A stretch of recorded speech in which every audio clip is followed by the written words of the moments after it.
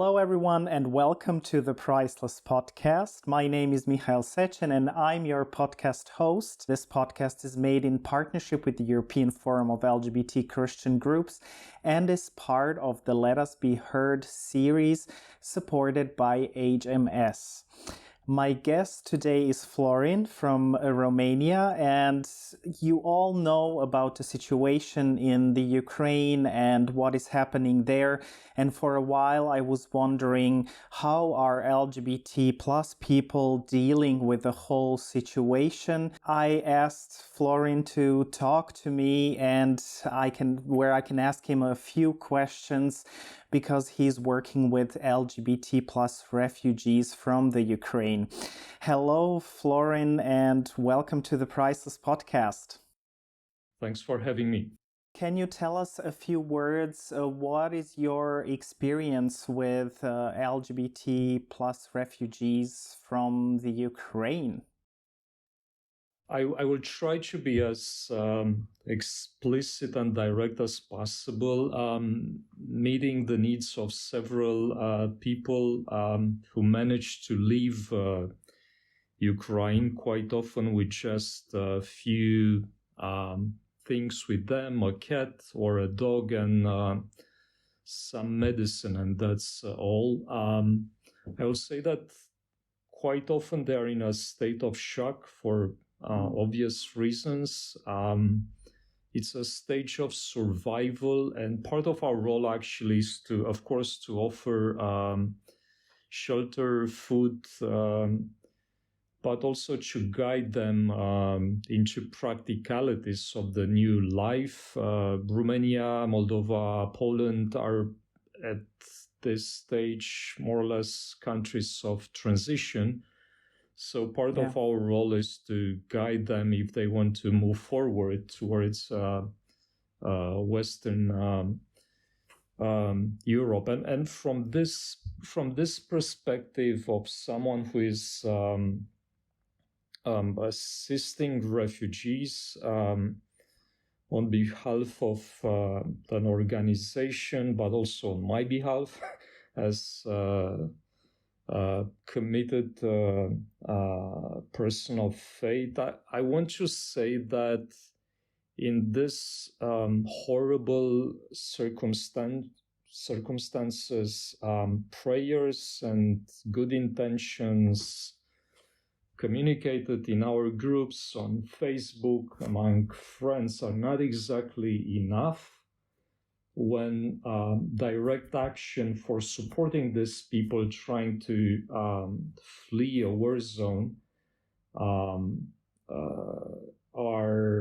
is needed. It's about war, and we should react accordingly. In such a moment, I will expect that people will offer immediate support and not just noble feelings of outrage or moral compassion when civilians are slaughtered by the Russian troops on purpose. So, of course, these people are sometimes speechless. We were happy to get support from an Ukrainian organization. We basically managed to employ two activists from Kyiv, from the Insight organization. One of them is psychologist and tried to offer psychological counseling for the refugees, for our refugees who managed to see with their eyes something we really didn't expect, didn't even imagine that will be possible in our lives. So what we try to do here in Romania is to offer direct support, having a border with Ukraine and trying to be as effective as possible for Ukrainians, but also for the third nationals who lived in Ukraine and managed to escape in time. And in the same time, we try to offer some financial support and transportation of goods and medicines to the Insight organization for their distribution. We'll talk in a minute about how people can do more than send positive thoughts, prayers. I heard several times that this war, that there are some specifics how this war is influencing the LGBT community. Are there, from your point of view and from your perspective, any specifics or even maybe more danger for LGBT plus people at this point? I don't want to exceptionalize the situation of our queer folks who were lucky to find refuge in the neighboring countries, because it's also about luck, and not all of them actually. Many of them didn't manage or couldn't get this type of support simply because they were not able to pass the border. Again, from my practical experience, of course, there are concerns with transgender people who were not exactly in the position, in the situation to leave the country with enough treatment, with them to continue the treatment plan as usual. And that's the case also with people living with HIV. And moving to Romania, we know that they are facing difficult realities because here we have severe limitations in terms of healthcare visits and constant antiretroviral treatment interruptions, provisional absence of various medications. And these local realities can affect their physical and mental health, or even put their lives at risk. So it's complicated. What I noticed is that especially trans women were faced a very difficult situation at the Ukrainian border due to the fact that many of them didn't have the proper legal acts. It's not easy in Ukraine to change your legal identity. And a significant number of them didn't manage to pass the border, or even worse, they were sent to a military unit to serve the country. And that's terrible. And it's also the case with men living with HIV, despite of their medical condition, despite the fact that it's legal to leave the country. A number of them were still forced to remain in Ukraine. We assisted also a number of families who came with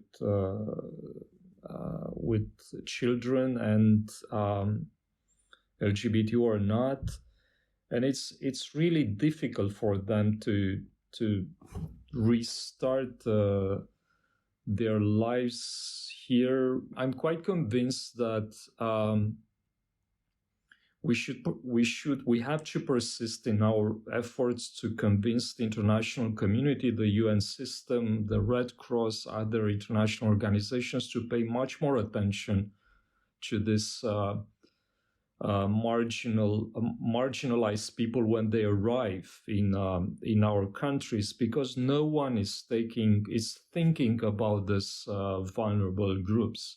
So quite often our officials at the border, we have no idea where to send, by example, transgender people. And of course, they cannot be sent to a mainstream shelter, because we know that they will be subjected to acts of violence. Yeah. That's why we try to offer support by creating safe spaces for them in Bucharest. There are two. And it's the same situation for LGBTI teenagers.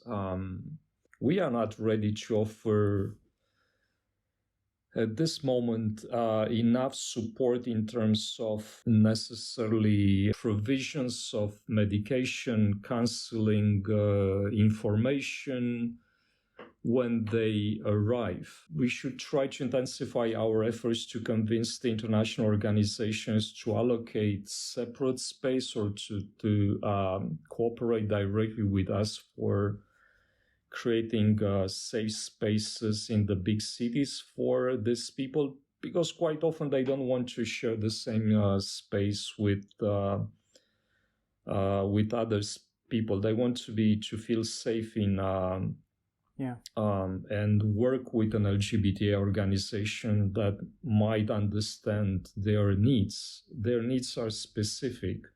I think that this is a good point to talk about.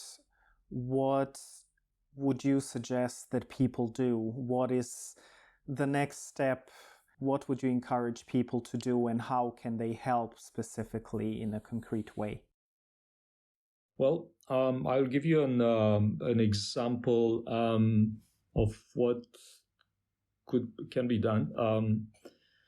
We managed to have a rapid communication with metropolitan community churches, a predominantly LGBTI community of faith, and they rapidly managed to raise funds for queer refugees leaving Ukraine. So I think we got more than 15,000 US dollars in less than 2 weeks from MCC members, but also from allies.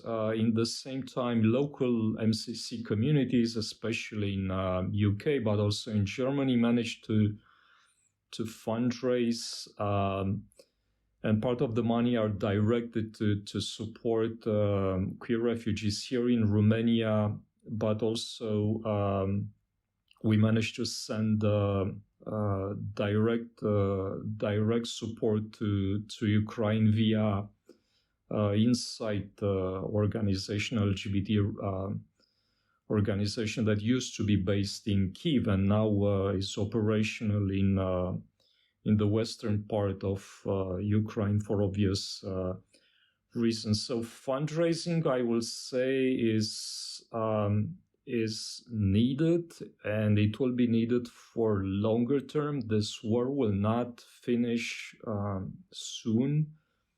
And the needs of these people we are talking about, the needs of the queer refugees, will not dissolve rapidly once the war is finished. Another thing we can do is to coordinate among ourselves as organizations to put more pressure upon our authorities and raise the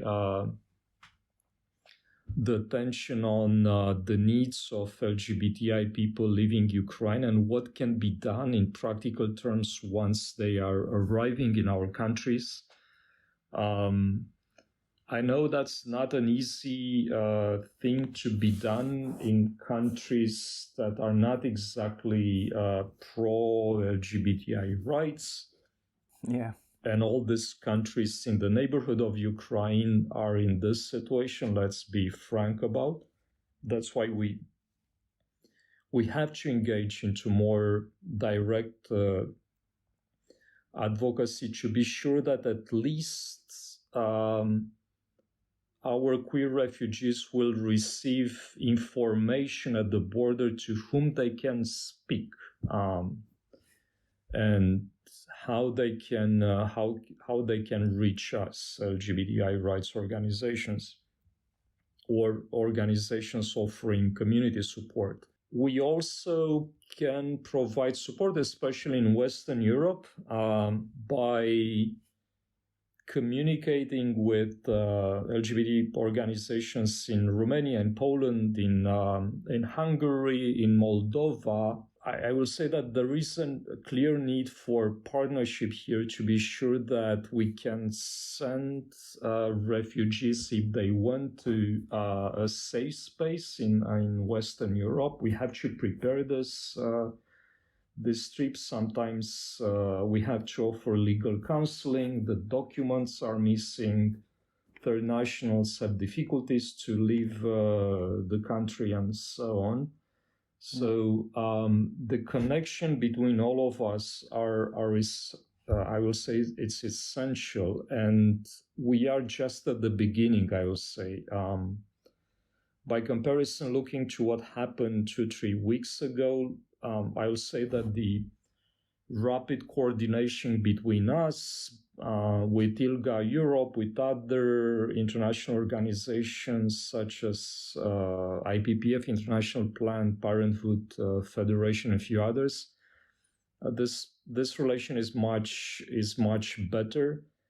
But a lot of things should be organized in also in Western Europe, because quite often the refugees will encounter a significant sense of alienation, isolation, and our colleagues there have to invent new ways for responding to these needs. And collecting items that can be helpful for refugees or for Ukrainians, if we manage to have a cooperation organization able to transport them from medicine to sleeping bags.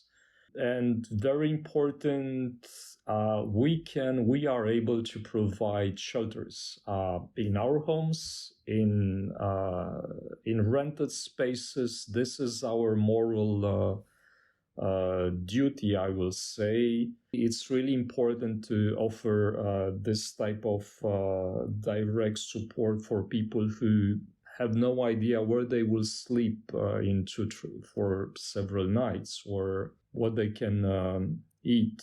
If our local organizations, our local communities might not be prepared to do so, we still can cooperate with larger organizations that are better equipped than us, and support them financially,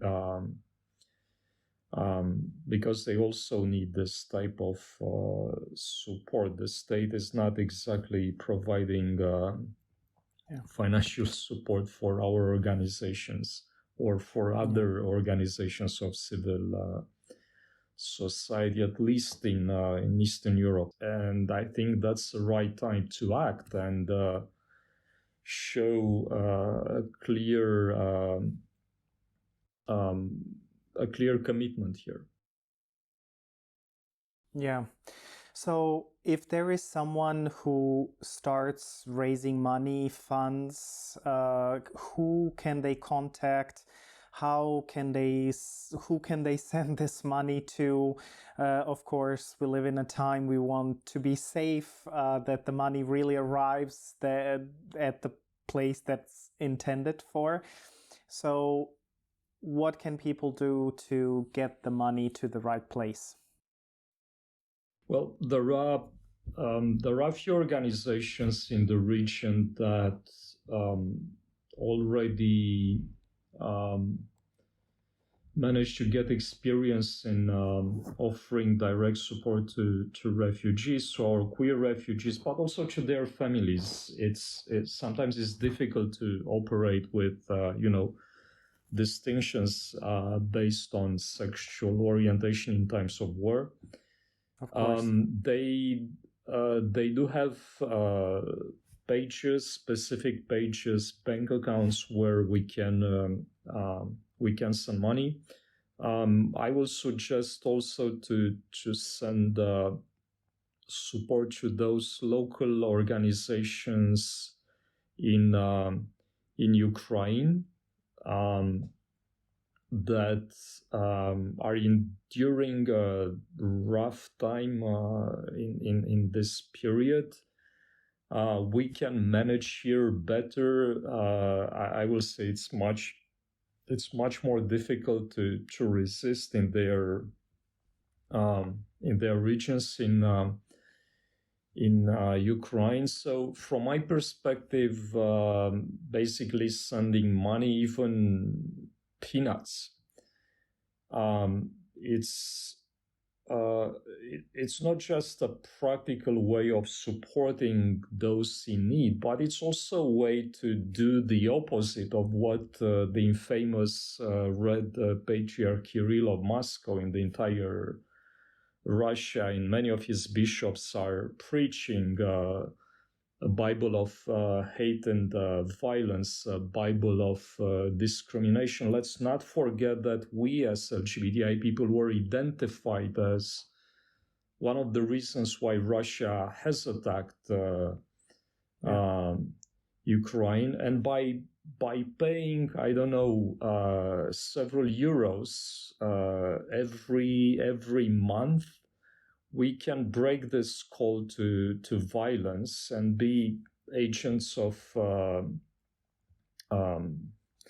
intervention, if you want, exactly where it's needed, especially for those among us who are more vulnerable. And for sure, we know that their existence is in danger due to the Russian propaganda. Thank you, Florin, so much. I don't know, is there anything else that you think is really important to add before we end this interview? Yeah, I'd like to remind all of us that this is not just about Ukraine and about Ukrainians. This is about the entire Europe and about the free world. This war showed the impact of the evil propaganda against us, against democracy. The Russian Empire developed in time, and that propaganda has this horrific end, a war. And again, it's not a war just against Ukraine and just against Ukrainians. It's a war against who we are as LGBTI people, as people living in democracies. And if we want to continue to live in our democracy, to live in a free country, we have to find a way to support those who are performing a war against Russia in our name, in the name of our values. So supporting them directly and indirectly, we are supporting a fight for saving the soul of Europe in these dark times. Thank you, Florin, so much. Dear viewers and listeners, you heard people need your help, and there are specific ways that you can help LGBT refugees and those who still remain in the Ukraine, and try to help the people who stayed there. Thank you for being with us. This podcast is made in partnership with the European Forum of LGBT Christian Groups. It is part of the Let Us Be Heard series and supported by HMS.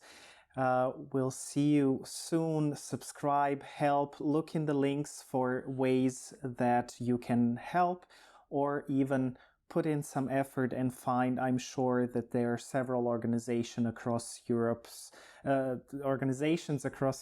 that are helping people in the Ukraine and queer people as well. Thank you for being with us. See you next time. Bye, everyone. Bye, Florin. Thank you. Bye-bye.